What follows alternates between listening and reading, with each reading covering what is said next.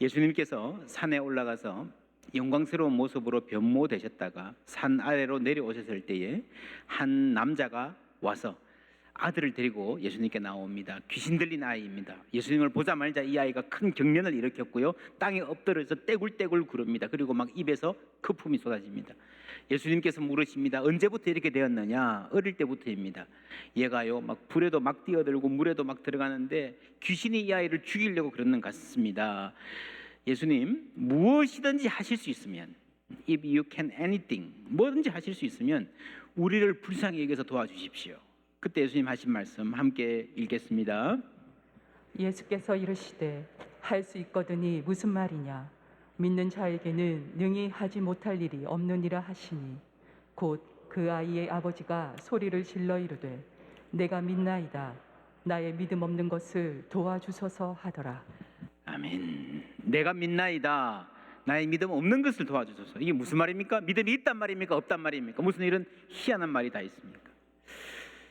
믿는다 그러면 믿는 거지, 그러면서 또 믿음 없는 것을 도와달라, 무슨 말이죠? 야고보서 1장 6절 7절 함께 읽습니다.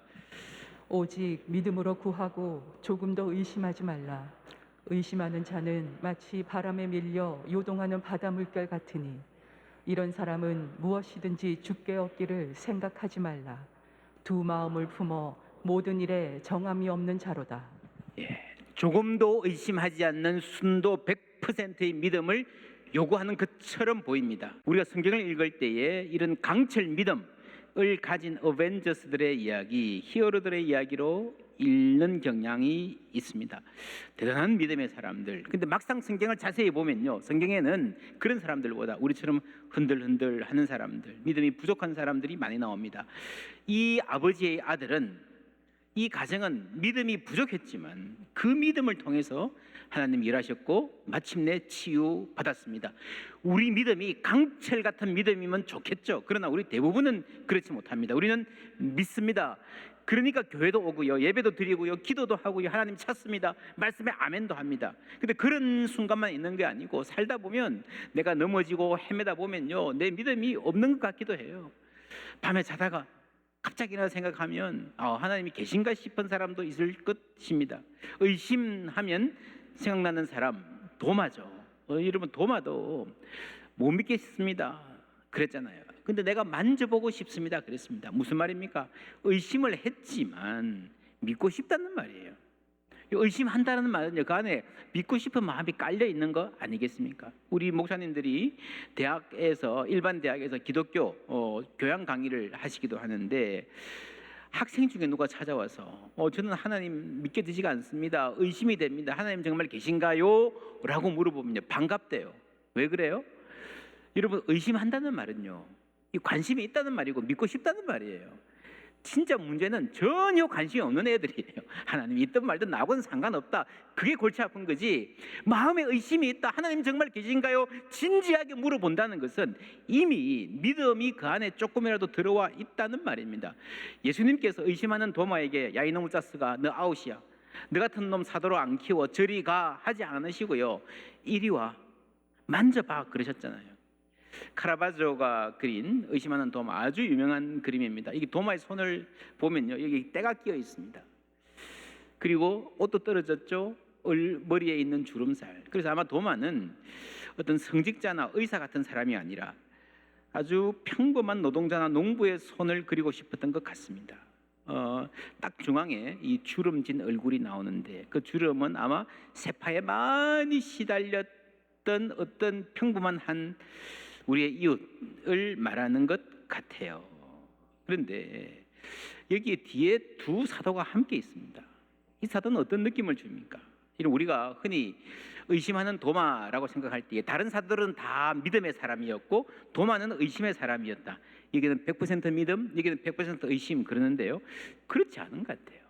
다른 사도들, 친구들도요, 비슷한 눈길로 쳐다봅니다. 이 구도가 세 사람이 거의 여러분 홍연일체 한 덩어리 같지 않습니까? 비슷한 거예요. 도마만 의심하는 게 아니라. 여러분, 이 사도들도 아마도 야, 너 확인해봐, 뭘 왜 못 믿어, 우리는 그냥 그런 거 필요 없어, 확인할 필요 없어 하고 저기 멀리 있는 게 아니라 똑같은 눈길로 쳐다보는 거예요. 한 덩어리인 겁니다. 그렇게 보면 다른 모든 제자는 믿음의 사람이고 도마는 의심의 사람이다. 이런 구도가 틀렸을 수도 있습니다. 도마는 도마 한 사람이 아니라 우리 모두 안에 도마가 다 있다. 이 의심의 사람이 크지기도 하고 작아지기도 한다. 때로는 먹구름처럼 하늘을 쫙 덮기도 하고요. 또 때로는 그게 다 그쳐가지고 언제 그랬나 싶게 짱짱한 날씨가 되기도 하고, 우리 대부분 신앙이 다 그렇습니다. 이 그림에서 그런데 예수님의 손을 보십시오. 예수님의 손은 어디에 있습니까? 한 손은 옷을 열어 젖히죠. 또 한 손은 어떻게 되어 있습니까? 도마의 손을 붙잡고요, 만져보라고 이 예수님의 손이 오히려 상처로 향해서 들이미는 거예요. 만왕의 왕인데 뭘 상처를 확인하고 해지고 그러냐, 무엄하다 그러시지 않으시고 만져봐. 이거는요, 그래 의심해도 괜찮아.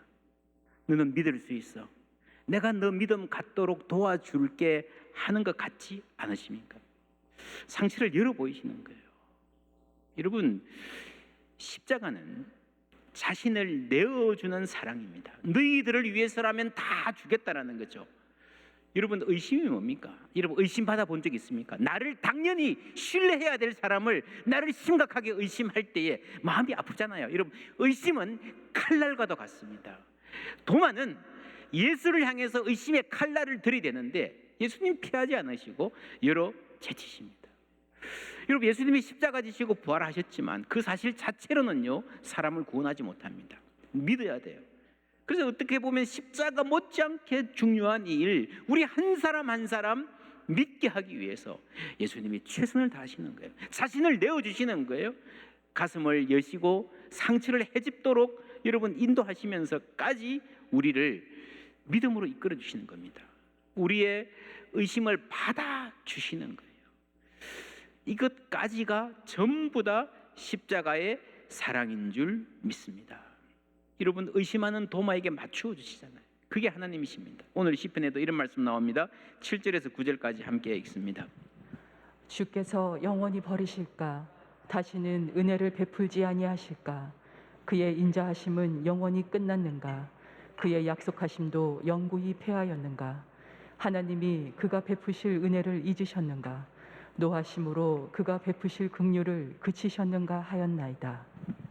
예, 성경에 이런 말이 나옵니다. 어떤 생각이 드십니까? 뭐 성경에 시편까지 쓴 사람이 이런 생각을 해. 끝도 없이 질문이 이어지잖아요. 그런 생각 드십니까? 아니면 나만 그런 거 아니네. 다른 사람도 그렇네. 의심해도 괜찮습니다. 그러면요, 어떤 분은 이렇게 말씀하십니다. 아니, 목사님이 의심하지 말고 믿으라고 말씀하셔야죠. 그 말도 맞아요. 여러분, 의심하지 마십시오. 의심하지 않는 것이 좋습니다. 그것을 목표로 삼아야 됩니다. 그러나 그래도 의심의 구름이 내 마음속에 일어나면 의심하는 나를 너무 나무라지 말라는 말입니다. 그렇다고 해서 의심의 상태에 계속 머물러 있어도 좋다는 말은 아니에요. 오늘 이 시편도 어떻게든 이 상태에서 벗어나려고 필사적인 노력을 기울이는 사람의 이야기입니다. 그런데 그 노력의 출발점은요, 의심하는 자신을 솔직히 인정하고 그대로 받아들이는 겁니다. 많은 사람들의 마음에 100% 믿음만 있는 게 아니고 믿음도 있고 의심도 같이 있습니다. 믿음은요, 자동차에 기어를 넣듯이 1단에서 2단으로 딱 올리면 늘 그 2단이 유지되고 그런 거 아니에요. 식물이 자라듯이 여러분, 씨가 연약한 뿌리가 자랍니다. 바람도 불고 어쩌면 너무 심하면 뽑힐 것 같기도 해요. 그러면서도 조금씩 뿌리를 내려가는 거예요. 상당히 자라고 나서도 흔들릴 수 있습니다. 여러분, 흔들린다고 해서 믿음이 없는 게 아니에요. 흔들리면서도 그 나무는 성장할 수 있습니다. 생명이 있기 때문입니다. 그렇게 자라면서 뿌리를 더 든든히 내려갈 것입니다. 의심에 크게 보아 두 가지 종류가 있는데, 하나는 하나님이 나를 버리셨나? 하나님의 사랑을 의심하는, 하나님과 나와의 관계를 의심하는 경우가 있고요. 또 하나는 하나님이 존재하는가 하는 지적인 의심이 있습니다. 하나님을 논리적으로 과학적으로 증명해 보이면 믿겠다 하는 생각. 여러분, 이것도요, 누구나 한두 번쯤 겪는 단계입니다. 교회에서 아이들이 믿음으로 잘 자라다가 좀 머리가 커지면 청년 때나 청소년 때쯤에 이런 생각 대체로 하게 됩니다. 여러분도 아마 겪으셨을 것이고 우리 자녀들도 앞으로 겪게 될 가능성이 상당히 높습니다. SBNR이라는 말이 있는데요. spiritual but not religious. 영적이지만 종교적이지 않은. 이 안에 상당 부분은 영적이지만 어디 교회에 소속되지 않는 라고 하는, 한국 사람들이 가나안 성도라고 하는 그룹들이 있을 수 있습니다. 이 SBNR에도 굉장히 다양한 스타일의 사람들이 있습니다. 요는 21세기가 되었어도 사람들의 영적인 관심은 줄어들지 않았다는 겁니다. 여러분, 그리스도인들은 과학을 존중할 수 있고 존중해야 됩니다. 이제 곧 여름 지나고 나면 창세기 강해를 시작하려 합니다. 이런 부분을 우리가 함께 세계관을 볼 수 있을 거예요. 우리 교회도 작년 이맘때 우리 7월 달인가요? 한국의 국립과학관이 있는데 그 관장님을 모시고 청소년들 강연을 했습니다. 이분이 국립과학관 관장인데 아주 신실한 그리스도인입니다. 우리가 성경을 존중하면서도 충분히 과학적으로 사고할 수 있습니다. 과학을 존중해야 됩니다. 그러나 과학과 과학주의는 구분해야 됩니다. 우리가 흔히 권위는 있어야 되지만 권위주의에 빠지면 안 된다 그러잖아요. 과학주의도 여러분, 우리가 과학은 존중하되 과학주의에 빠지지 말아야 됩니다. 과학주의, 사이언티즘은 뭔가 하면요, 과학을 신봉하는 거예요.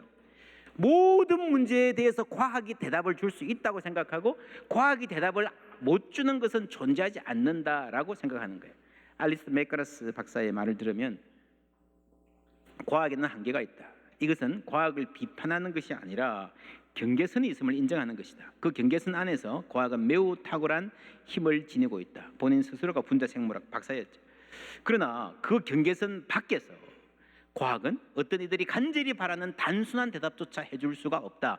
후천적 면역 내성을 발견한 공로로 노벨 의학상을 받은 피터 매도워 경은 과학의 이런 한계를 잘 인식하고 있었다. 매도워의 말입니다. 그러나 과학의 한계가 존재한다는 점은 사물의 시작과 끝에 관한 유아적인 기초 질문에조차 대답을 줄 수 없다는 사실을 통해 명확해졌다. 이를테면 모든 것은 어떻게 시작되었는가, 우리는 무엇을 위해 이 세상에 태어났는가, 삶의 목적은 무엇인가 같은 기초적인 같지만 아주 중요한 문제에 대해서 과학이 대답해 줄 수 없다는 거예요. 여러분, 이 사실을 신학자나 목사님들이 아니라 최고의 과학자들이 인정하는 거예요. 의사가 병을 고치지만 세상의 모든 병을 다 이해하고 다 고칠 수 있는 의사는 없습니다. 그래서 의사가 명의가 될 수 있는 첫 번째 조건은요, 이것이 고칠 수 있는 병인지 고칠 수 없는 병인지를 아는 거예요. 그게 출발입니다. 과학과 합리적 이성도 마찬가지입니다. 우리의 인간의 이성으로 검증하고 확인할 수 있는 영역이 없다는 것을 알고 그게 뭔지를 알아야 돼요. 여러분, 이 대상 세계는, 우리가 사는 세계는 무한합니다. 무한 잘 모르지만 우리가 무한을 잴 수 없으니까 엄청나게 큰 건 사실이에요. 근데 우리가 아는 세계는 유한하죠. 작죠. 이거는 여러분 부인할 사람은 아무도 없을 거예요. 세계는 무한한데 우리가 아는 세계는 굉장히 작습니다. 그래서 여러분, 어떤 사건을 보고 원인과 결과가 내가 아는 이 세계 안에서 딱 파악이 되어야 된다라고 생각하는 게 사이언티즘입니다. 근데 여러분, 우리가 결과로 드러나는 일들 중에서 우리가 원인을 모르는 일들이 많아요. 그렇죠? 그러면 이 결과를 부인하거나 원인이 잘못됐다 말할 수 없는 거죠. 그래서 내가 혹은 지금까지 인류가 모른다라고 하는 것과 그런 것은 없다라고 하는 것은 분명히 다른 태도입니다. 히브리서 11장 3절 함께 읽습니다. 믿음으로 모든 세계가 하나님의 말씀으로 지어진 줄을 우리가 아나니 보이는 것은 나타난 것으로 말미암아 된 것이 아니니라. 보이는 것은 나타난 것으로 말미암아 된 것이 아니다. 무슨 말입니까? 원인과 결과가 우리가 생각하는, 우리가 아는 세계 안에 딱 들어와야 그게 존재하는 거다. 그런 생각, 어리석은 생각이란 말입니다. 대단히 철학적인 내용일 수 있습니다. 여러분, 자, 대상 세계는 아주 큽니다. 근데 내가 아는 지식은 작죠. 그죠? 우리가 인간이 자신의 무지에 대한 자각이 어디서 벌어지는가 하면요, 이 대상 세계와 내 지식이 만나는 지점입니다. 요거는 아는데 한 발 벗어나면 모르죠. 그래서 요 밖에 원주, 이 원둘레가 나의 무지에 대한 자각을 주는 면입니다. 자, 그런데 여기서 인간의 지식이 좀 더 커지면 어떻게 될까요? 원의 면적이 늘어나면 원주도 늘어나게 돼 있죠. 그죠? 그러니까 내가 아는 부분하고 내가 모르는 부분이 만나는 지점이 커져요. 그래서 사람이 지식이 늘어나면요, 아, 내가 모르는 게 많구나 하는 인식이 더 커지는 겁니다. 옛날에 그런 말 했잖아요. 비는 익을수록 고개를 숙인다. 이 말은 인격에 대한 말이기도 하지만 인간의 지식 자체가 본래 그러는 겁니다. 의심, 그러면 하나님이 계신다는 것을 아는데 이것을 의심하는 사람이 있고요, 혹은 하나님이 나를 사랑하시는가에 대한 의심이 드는 경우도 있습니다. 좀 비슷하지만 약간 다른 초점이 있습니다. 오늘 말씀에도 노하심으로 그가 베푸실 긍휼을 그치셨는가 하나이다. 어떤 느낌입니까? 노하심으로. 평소에 어떤 분이 나에게 굉장히 잘해줘요. 볼 때마다 친절하게 해주고 이리 와 그러고요, 웃음으로 대해주는 분이 어느 날 표정이 굳었어요. 안 도와줘요. 전화해도 안 받아요. 우리가 하나님을 향해서 그런 느낌을 가질 때가 있다는 겁니다. 그래서 이제는요, 다가가기도 무섭고 전화도 하기 힘들고 기도도 할 수가 없고 예배하는데도 뭔가 자꾸 머뭇거려지고 아무런 느낌도 없다 하는 때가 우리 그리스도인의 삶이에요. 여러분, 심지어 아주 훌륭한 분들이라도 있습니다. 마더 테레사 아시죠? 이분의 일기가 뒤에 공개가 되었는데, 내 마음속에는 내가 표현할 수 없는 깊은 고독이 자리 잡고 있다. 내 하나님은 얼마나 오랫동안 나를 떠나 계시려나. 이런 대목들입니다. 이런 경험들이 있다는 거죠. 왜 이런 일이 생길까요? 아기가 태어나면 처음에는 부모가 늘 안고 모든 걸 다 해줍니다. 조금만 울어도 달려갑니다. 근데 조금 더 크면요, 울어도 안 볼 때가 있어요. 조금 더 크면요, 길 가다가 넘어져도 안 일으켜 줄 때가 있습니다. 우리 아빠가 이제 날 더 이상 사랑하지 않나 보다. 그렇습니까? 맥가라스 박사는 이런 말을 합니다. 밖에서는 햇빛이 막 쏟아져도 내가 있는 방이 두꺼운 커튼을 가로막고 있으면요, 햇빛이 없는 거나 마찬가지라는 거죠. 그리고 우리는 커튼을 열 수 있어야 된다는 겁니다. 햇볕을 비추는 것은 하나님이 하시지만 내가 할 일이 있는데 손을 들어 커튼을 들어 올리는 것입니다. 우리가 해를 떠오르게 할 수는 없어요. 커튼을 열 수 있습니다.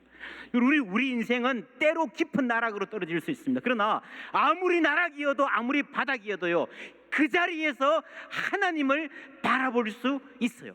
그게 믿음이에요. 우리의 믿음이 당장 나를 이 바닥에서 붕 띄워서 저 위에 올려놓는 게 아니라 그 바닥 그 자리에서도 하나님을 바라보는 게, 그게 믿음이에요.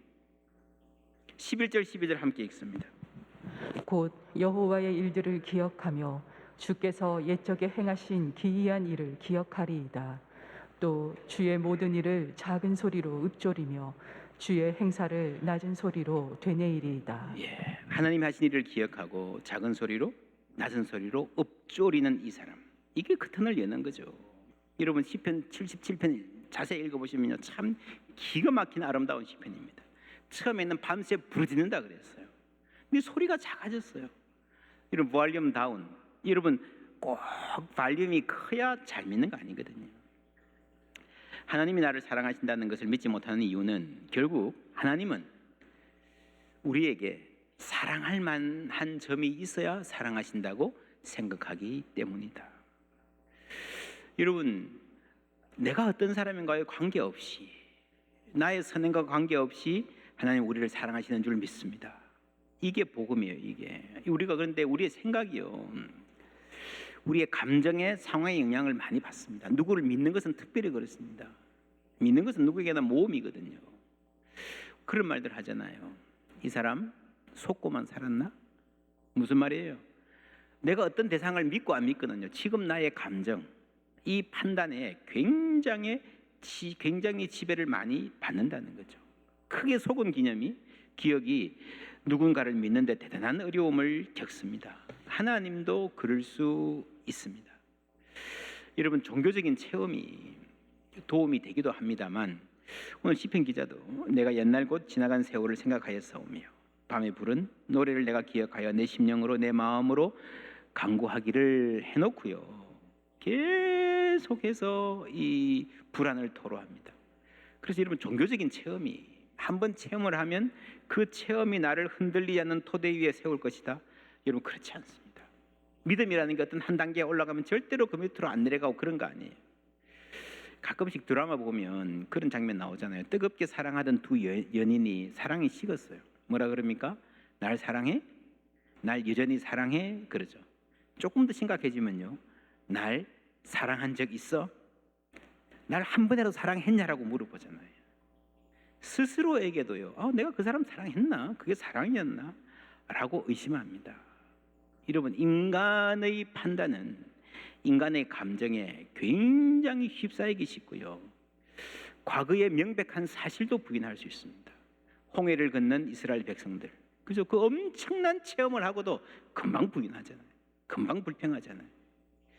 그래서 11절 말씀 다 같이 읽습니다. 곧 여호와의 일들을 기억하며 주께서 옛적에 행하신 기이한 일을 기억하리이다. 예, 주께서 옛적에 행하신 기이한 일들, 하나님의 말씀 가운데서 하나님을 찾는 거예요. 이 개인적인 기억뿐만 아니라 이 믿음의 공동체에 녹아 있는 기억, 하나님 말씀을 우리가 계속 기억할 때에 하나님께서 빛을 비추어 주십니다. 반드시 빛을 비추어 주십니다. 근데 그 빛이 어떤 빛인가? 주의 말씀은 내 발의 등이요 내 길의 빛이니이다. 내 발의 등, 여러분 어떤 느낌인지 아십니까? 어떤 빛이에요?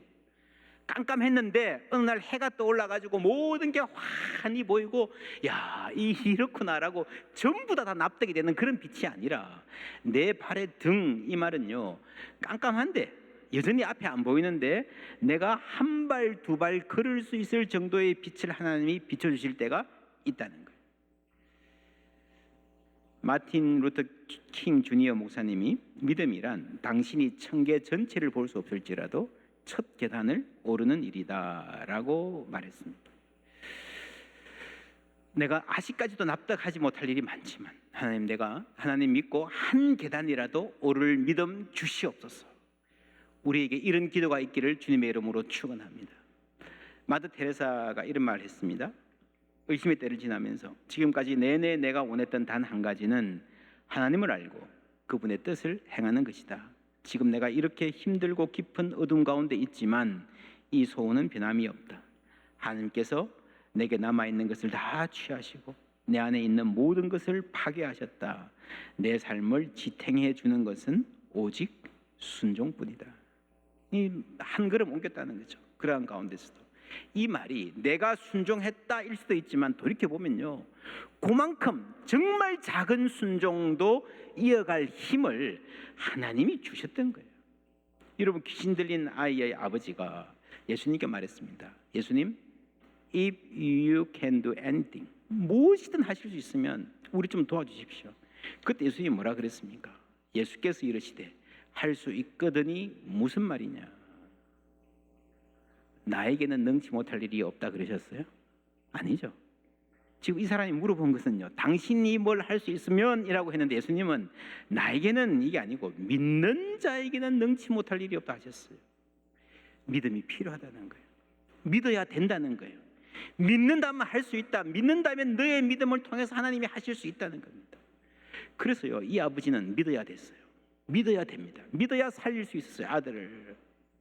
그런데 완전히 믿어지지는 않고요, 이게 될까 하는 마음도 있었어요. 어떻게 해요, 여러분?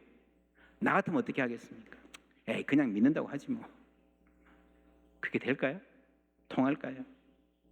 예수님이 모르실까요? 여러분, 지금 이 아버지는요, 누구도 감당 못하는 이 아들의 병을 예수님이 고쳐주실 줄로 믿었어요. 그렇게 바랬어요. 그렇다면 여러분, 내 마음도 예수님이 아신다고 생각하는 게 정상이잖아요. 그렇잖아요. 말로만 믿는다 하고 그래서 통하지 않을 거라는 거 알아요. 하나님 다 아십니다. 어떻게 해요? 어떻게 해요? 그래서 제가 믿습니다. 나의 믿음 없음을 도와주시옵소서. 이런 희한한 대답이 나온 겁니다. 이 사람은 믿었습니다. 뭘 믿었습니까? 첫째로 예수님이 이 아들의 병을 고쳐주실 줄, 두 번째로 예수님이 모든 것 다 아시는 줄, 내가 말로 믿는다 그래도요, 내 안에 의심의 구름도 있다는 것도 믿었어요. 세 번째로요, 가장 중요한 게 나의 믿음 없음을 도와주시옵소서. 내가 믿음이 이렇게 부족하고 허접하지만 이것도 하나님이 은혜 주시면 그 견고한 믿음으로 자라날 줄 믿습니다. 믿음 없음조차도 하나님께 맡겼다는 거예요. 여러분, 이것이요, 바닥에 있어도 하나님을, 우리의 마음이 하나님을 향하는 우리의 믿음입니다. 그래서 믿음도 하나님의 선물입니다. 그의 믿음은 완전하지 않았지만 그 믿음을 통해서 하나님은 일하셨습니다. 우리 역시 부족한 믿음으로 살아가는 사람들입니다. 주님 더욱 의지하시기를 하나님의 마음으로 축복드립니다. 그래서 우리의 믿음이 견고한 믿음, 아름드리 나무로 자라서 풍성한 열매 맺어 주께 영광 돌리는 삶들 다 되시기를 주님의 이름으로 축복합니다.